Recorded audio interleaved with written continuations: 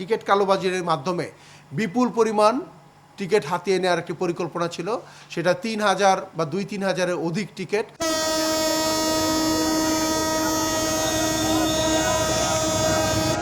ঈদের আগে ট্রেনের টিকিট যেন সোনার হরিণ। টিকিট কালোবাজারি বা না পাওয়ার অভিযোগ বহু পুরনো। সেই সঙ্গে যুক্ত হয়েছে অনলাইনের টিকিট গায়েব হওয়ার গল্প।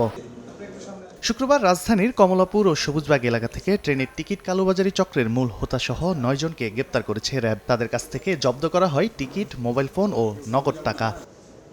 গ্রেপ্তারকৃতদের মধ্যে রয়েছে পাঠাও চালক, কমলাপুরের আশেপাশে থাকা হোটেল শ্রমিকও।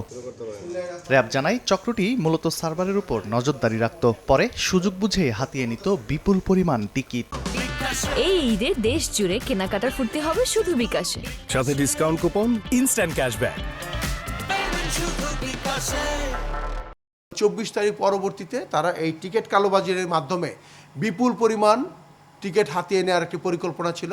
নিউটন বিভিন্ন সময়ে বিভিন্ন তথ্য দিয়ে, যেহেতু তিনি সার্ভার অপারেটর, কখন কোনটা ওপেন করা আছে, কখন কোন গেটওয়ে ক্লোজ করা আছে বা ক্লোজ থেকে ওপেন করা হয়েছে, এই বিভিন্ন তথ্য তারা এই ডানি সিন্ডিকেটকে প্রদান করত। পরে এই টিকিটগুলো দ্বিগুণ তিনগুণ দামে অর্থাৎ উচ্চ মূল্যে তারা বিক্রি করত।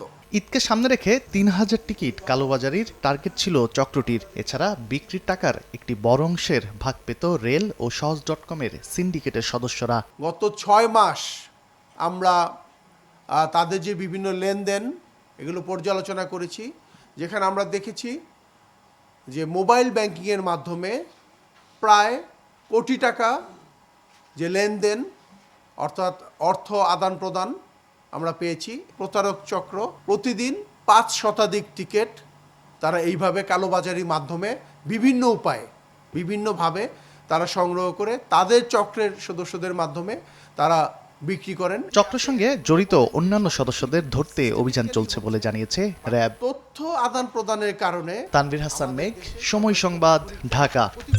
অর্থাৎ এই ধরনের তথ্য